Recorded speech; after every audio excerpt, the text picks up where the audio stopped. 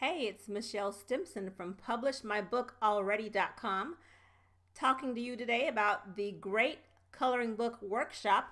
Woo woo! So this is kind of a little excerpt so you'll know what's in the workshop and have an idea of what you're signing up for if you decide to come. We've got lots of really cool information and some great freebies, so check it out. What you're going to know at the end of this class is where to find inexpensive art quickly, easily, of course, legally. We don't want any legal issues by using unlicensed art or having the improper license for art. Where to find words, how to pull it all together for pages, how to format your files and publish on CreateSpace, how to follow up with communication with CreateSpace about something in particular that needs to happen with coloring books that may not need to happen with other books.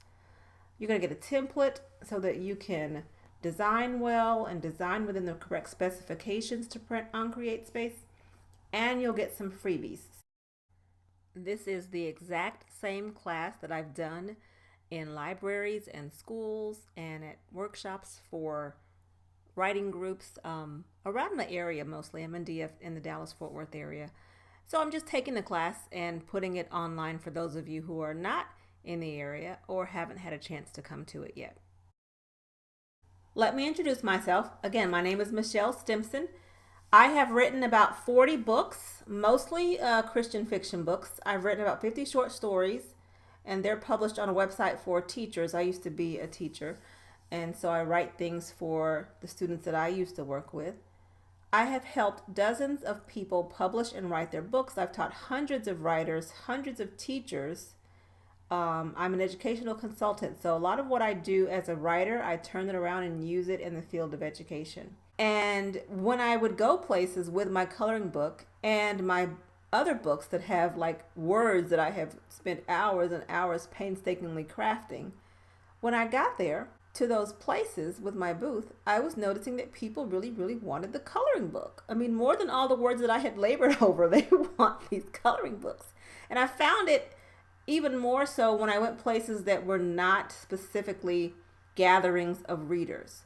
So let's say I had a booth at a women's conference at a church, or one time I had a booth with a friend of mine at a military base. What was selling more than the books, especially in venues like that, was the coloring books, because people don't all read Christian fiction, but a lot of people read or like to draw, or know someone who likes to draw, or know someone who needs to relax, or have a cousin who's on bed rest and could color their table. And I think the reasons why are that people are like, I cannot draw at all. And that's okay if you cannot draw at all. Today, you're going to find out some other ways to get that art. We're going to go through the 4Ds today. First is to decide on a niche or a theme. Niche, people call it different things, but you need to have something that the book is focused on. We're going to be talking about designing the pages, how to create those coloring book pages. We're going to use PowerPoint or any other graphic design program, and we're going to be saving all of our files as PDF files. We're going to talk about how to dress the book. Basically, we're talking about the book cover here. We can create this one also in PowerPoint and save it as JPEG, or we could use other graphic design programs. I'll share some with you today. And then we're going to look at how to upload and publish to CreateSpace. Like frames, elements, and words. Let me give you an example of what I mean. So a background covers the entire page. In this case, it's one design. It doesn't have to be just one design. It could be several different flowers, or I don't know, whatever you want them to be. It doesn't have to be anything, and I'll show you some examples of that too. But that's what I mean by background, covering up the back part. When I say frames, I'm talking, and what we're gonna do is just click and drag and see what happens. It's really kind of cool that it just makes images. Don't forget about stencils. Good old-fashioned stencils. What I'm gonna give you though is some freebies.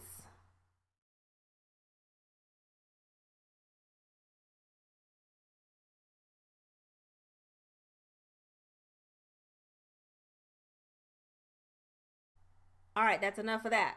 Hopefully you've got a pretty good idea of what's going to happen in the Great Coloring Book Workshop. There's also a video that you're going to have that shows you how to upload all these files to CreateSpace. Honestly, if you're looking at publishing any book to CreateSpace, this file will be helpful for you. So I hope to see you in class at the Great Coloring Book Workshop, and maybe in some other classes as well on publishmybookalready.com.